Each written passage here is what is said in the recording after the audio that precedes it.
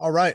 Well, I think, like I referenced earlier in the week, it was fantastic this week having kind of our full allotment of our team back out there at practice. And you could feel the competitiveness, you could feel the energy. I was really impressed with our guys coming off of last week's game, which sometimes you can play in those types of games and they can be a bit exhausting mentally as much as they are physically. And I thought our guys came back to work this week. And I think we've got a football team that's really focused. I know as much as there's a lot of noise going on around the team with what potentially could happen down the road, I think, what we try to do as a staff is acknowledge those things and then get our guys right back to being refocused on the task at hand. And that's getting ready to play a really good TCU football team that, you can get caught looking up at their record and thinking, oh, they must not be very good. They've been in a lot of tough games, a lot of tight games, and maybe not have finished them the way they would have liked, but they're more than capable, and they're a very good team, veteran defense, as I touched on. So I think when you turned on the tape, they definitely got our players' attention. I think our players know we did not play very good against them a year ago, and that they want to go out and put their best foot forward on the road, which we know is going to be a hostile environment at night. And so it takes a lot of poise and composure, not only in the moment Saturday night when we're playing, but in our preparation. And it takes, that mental intensity and that focus needs to be there. So I've been proud of the guys this week. I will say with all that, we continue to kind of have this loose confidence that I really enjoy about them. I don't feel like they're tense right now. I feel like they feel confident in what their abilities are. And it's going to take a team effort Saturday. And so we're looking forward to that. I'd say the biggest thing of note now, Quinn's going to start Saturday night, and we're obviously as a team excited about that. He's had a great week of practice. I feel very comfortable with his ability to operate the offense. I think his family, our medical team feel very good about where he's at health-wise. And so we're looking forward to having him back. I think we're very fortunate that Malik got those 2 starts under his belt. And so knowing in the future, if something, Quinn wasn't able to go, that we've got a really quality backup that's won 2 ball games for us, one of which against a top 25 team, a really good defense. So we're fortunate in the position that we're in, but it'd be great to have number 3 back out there Saturday night. Thanks, Coach. We'll go ahead and get started with some questions. Danny, start us off. Steve, I guess we'll just kind of stay with that. What did Quinn kind of show you this week that gave you the confidence that he's ready to go and that he's good to go? Well, I think it started really coming out of the Houston game. I thought his approach to the injury was very professional. He did the work needed from a rehab standpoint. He stayed very engaged with the team and with us offensively. He was wearing the headset in game on the sideline, hearing the play calls, hearing the adjustments. And so that when he really came back to practice this week, when he really practicing, it didn't feel like there was a lot of rust, not only physically, but mentally. And I thought he got stronger as the week went on of really throwing the ball. And he went out the last 2 days, and I didn't feel like there was a throw he couldn't make. And he made all the throws in a very comfortable fashion. And I thought he managed the game plan really well. Harry, you're up. Coach, good afternoon. So against Oklahoma and Houston, they threw some different schemes at you. Is Sonny Dykes, Coach Dykes, capable of doing that and TCU doing that again? And would you be prepared for that? Or nobody's going to catch Texas off guard like they did before? Well, I think naturally, pretty much every game we always get new looks, right? People play us a little bit differently in all 3 phases. It could be a different pump protection. It could be different formations or run schemes on offense. It could be, a completely different defense. It could be how they play our plays differently as opposed to what they show on tape. And so naturally we have to have the ability to adapt. I think that's really critical to our success, and we got to stay versatile. And I think that's something that, I've been preaching on, of not only as a team, but even from an offense or a defense or a special teams perspective. We got to be versatile enough to adapt and adjust to those things as they present themselves. And so, it's not our choice. You go into a game, we don't get to tell the opponent to, hey, just play what you played last week or play an entirely new defense. What we do control is our ability to adapt to those things that they do present that is new. And I think that we've got schemes and the people that are more than capable to adapt to anything that gets presented to us. Dennis, go ahead. Coach, when you said Quinn has had a good week, have you noticed, I know on Monday you said it was probably like a pain tolerance thing. Do you see him making all the throws pain-free, so to speak? Is he limited in any way? No, not limited at all. He looked great to me today. Cool. Kirk, you're up. Yeah, Steve, I wondered what exactly maybe you learned from watching last year's tape of the TCU game. I know it was one of Quinn's least effective games, going 17 for 39, if I remember correctly. Yeah, no, it's a great question because, I think a lot of the times, and I think Quinn would tell you that wasn't his best game. But a lot of the times the quarterback is a little bit takes the brunt of everybody. And we just didn't play very well. And whether it was, and I love Bijan and Roshan, but they didn't hit runs at the right spots where we would have loved for them to get hit. We didn't block things the way we're capable of blocking things. I think there's a couple plays JT Sanders would love to have back early in that game. There's a couple plays Xavier would love to have back early in that game. So the point being, I think we all can play better. And the biggest thing that I took away going back and going through that game from a year ago and reading through my notes from that ball game a year ago, we were really, really emotional going into that game. I felt like there was a lot of emotion. Game day was here. It was a night game. And I think that we got a little bit out of character, and we play our best when we're loose, we're confident, yet we do have a good amount of energy to what we do. But we don't need to go above and beyond what we normally do. And we need to play good, solid football. We need to be fast. We need to be physical, and then we need to execute. And those were things that last component, more than any last year's game, we did not execute very well. And now a lot of credit to TCU. They played a very good game. They tackled, we didn't take advantage of some opportunities when we had it. We got the ball down in there and we weren't able to score touchdowns. There was a lot of things that played out in that game, but I go back to pregame and coming out of that locker room and the start of that game. I just didn't feel like we were composed enough and had enough poise as a team at that stage of where we're at as a program to play the way that we were capable of playing. I think we're a lot more equipped this year to play the style of football that we're capable of playing and to do it confidently, as we know in a hostile environment. So that's what it's going to take. They're not going to give us anything. We're going to have to go earn it. Sam Conn, go ahead. Hey, Steve, you mentioned the outside noise and everything around this team with what's going on. I'm curious, being in this position that you guys are in shows that you guys have made a lot of progress and come a long way. I'm curious, how proud are you? What are you most proud of the progress this program has made to put itself in the position that it's in right now?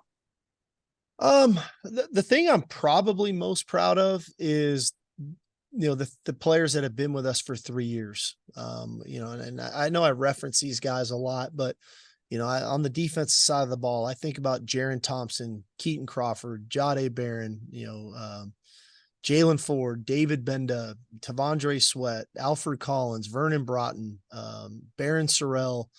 I'm probably leaving guys out. Byron Murphy, offensively, Christian Jones, Jake Majors, JT Sanders, Gunnar Helm, Jordan Whittington, Xavier Worthy, Jonathan Brooks, Keelan Robinson, so those guys had to endure that first season. They had to endure 5 and 7. They had to endure some excruciating losses in year one, and they had to hear the noise from a negative perspective.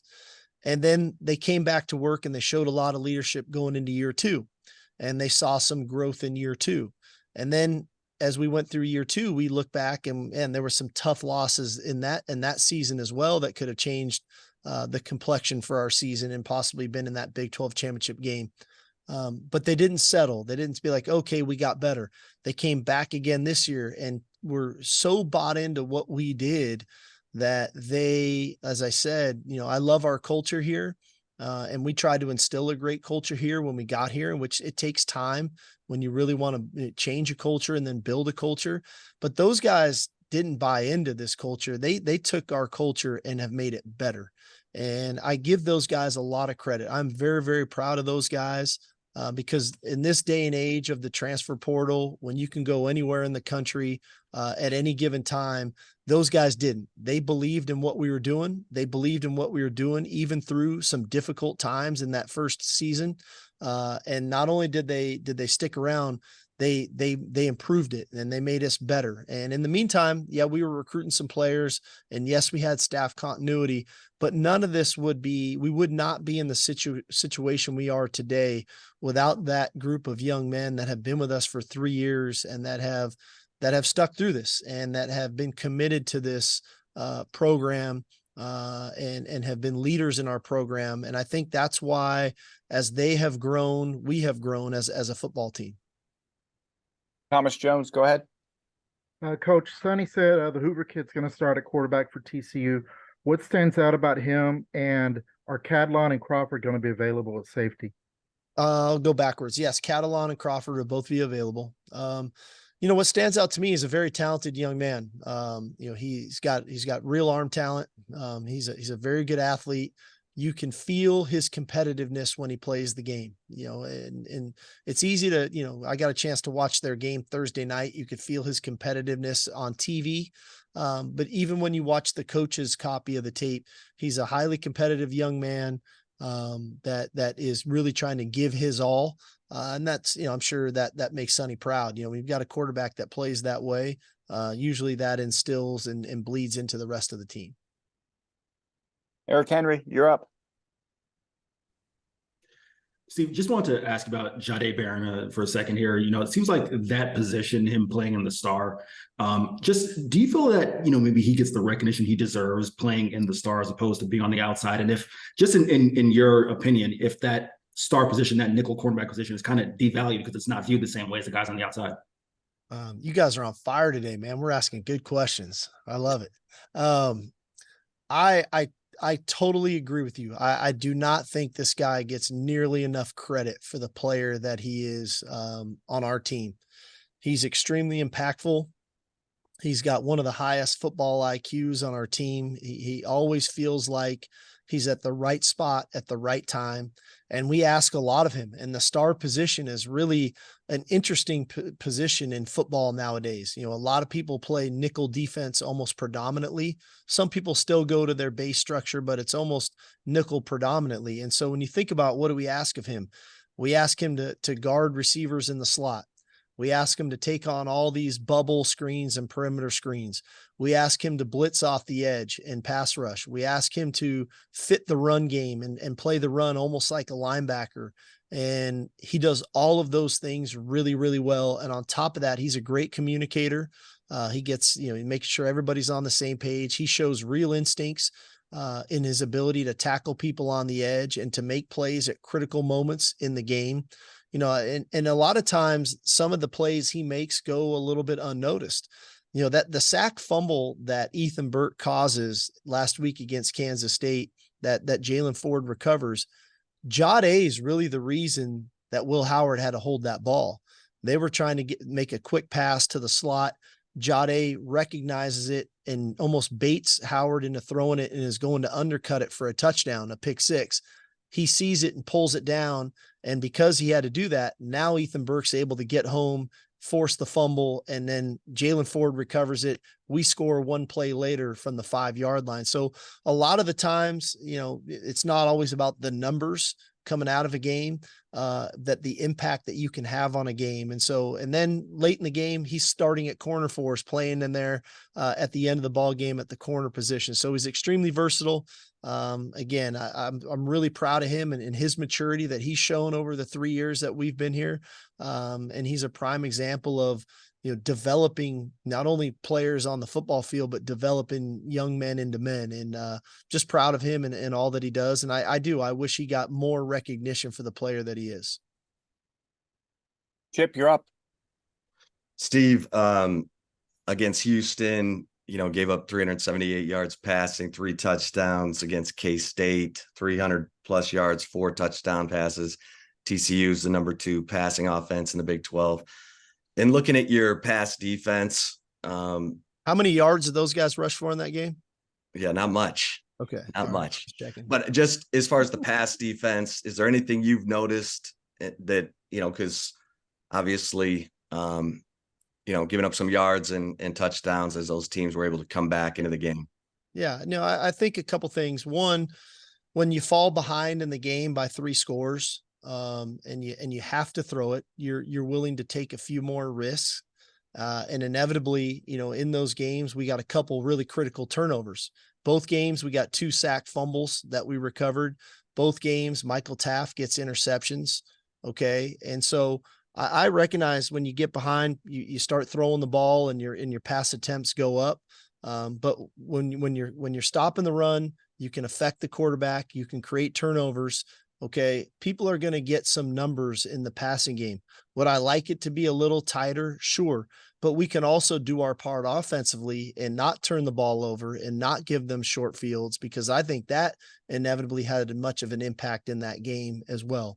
And so if we can continue to affect the quarterback, if we can continue to create turnovers, if we can continue to stop the run, and then ultimately not give up explosive plays in the passing game, that would be ideal. Okay. And so, there were some plays the other day that we just didn't play very well. Most notably the sudden change post for the touchdown. The fade ball where we missed 2 tackles and they score there.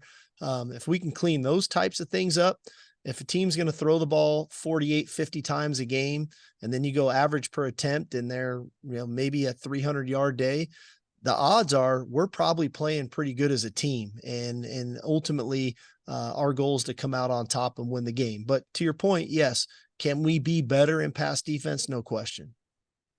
Anwar, go ahead. Hey, Coach. At the end of the day, Malik was able to get 2 starts under his belt. So I'm just kind of curious, what do you want him to take away from those 2 starts? What will be the things that you kind of have conversations with him about his playing time, and not only him, but even Arch being able to watch and have to be ready as well? Yeah, no, I think Malik, there's a lot of things that he did the last 2 weeks he should be very proud of. He really tried to execute our game plans at a high level. I thought his ability to throw the deep ball was very evident in both games. His arm talent definitely showed up into creating explosive plays. I think he should have confidence that he can make plays at critical moments, that he can put together a drive in the 4th quarter against Kansas State, a very good defense that inevitably gives us the lead back with, a critical 4th down conversion, a couple nice completions there to AD. I think the biggest thing for him is when he takes this step back, is to look at, okay, where can I improve? And that's the stuff we've been working on here for the last 2 weeks of trying to minimize the not so great plays, right? How do we start to eliminate some of those turnovers that had happened?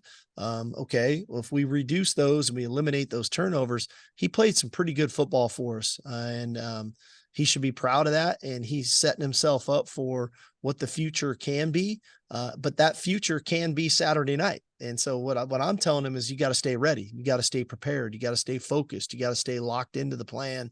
Like he always does. You got to be a great teammate to Quinn, like he is. And inevitably Arch the same thing, right? Continue to work at your craft, continue to be a great teammate, so that if and or when your number's called, you're ready to go out and perform. Got time for the last 2 in queue. Cedric, go ahead. Hey, Steve. What are you seeing from Quinn emotion wise? I know he's kind of a low key guy to us, but he's been sitting around watching y'all win games, and that's got to be tough for a QB. What's his emotions like in practice this week, knowing he's starting? Well, I think he's very focused. I think there's one thing about Quinn: when it gets into game plan mode, he's really dialed in and focused on what he needs to do. But I will say Quinn is a highly competitive young man, and visiting with him today, I know he's excited about the opportunity to get back out there. I know he loves his teammates and wants to go compete with them, and to do that, at a high level, whatever's asked of him to go do that. And I'm sure it's difficult when you don't get to play. I'm sure it was disappointing when he got injured. I know he's put in a lot of work to get back. And I know his teammates are excited to have him back. And so I think for him, it's just about keeping his poise and composure, staying level-headed, and keeping his focus. Quinn's at his best when he's got great focus and details on the plan. The emotion comes out. You can see it when he makes those plays because he knows the work that he puts in. And so I'm sure there'll be some emotion for him Saturday night when he makes those plays. But I think he's in a good frame of mind where he's not overly emotional having this opportunity. I think he's more focused on what do I need to do to go out and perform and to help our team win. Last one, Leah, go ahead. Hey, Coach. My first question is, are Christian Jones and Kelvin Banks also going to be available on Saturday? And then I was also going to ask, TCU's offense seems to be very pass heavy, but it's missing like 3 wide receivers. What has made them continue to be so successful in that area of the game? Yeah, that's great. Yes, Christian and Kelvin are both good to go Saturday night. But again, while I'm on that topic, what an invaluable experience, Cam Williams got, last Saturday, getting that start under his belt. And and again, he got some of those first game jitters out of the way with a couple of the fall starts, but man, he played really good football for us. And so what an added bonus there of getting a guy that second year player, getting a start under his belt, like I said, against that defense. And so all positives for us that way. I think one thing that TCU does with Kendall, and have known Kendall for quite some time, their tempo can cause you issues. If you don't get lined up, they can hurt you regardless of who the receiver is. If you don't guard these people and the ball snap, you get completions. I think the second part is they utilize everybody on the field, whether it's the 3 receivers, they've got 2 really good tight ends that they get the ball to, and they've got a very good runner. The Bailey kid is a really good player. And so when you're getting deployed and you're trying to guard all the receivers, the runner can hurt you as well. He's got over 900 yards on the year at this point too. So they're a very balanced attack that way. I know we look at the passing numbers, and some of those come, like I said, in games where maybe they've fallen behind and they had to throw it more than they probably would have liked. But they can run the ball, and they can run it very effectively. And so hopefully, we can try to make them a little bit, one dimensional. And as we said, try to affect the quarterback a little bit and create some turnovers. Thanks, Coach. Appreciate the time. Okay, y'all. Thank you.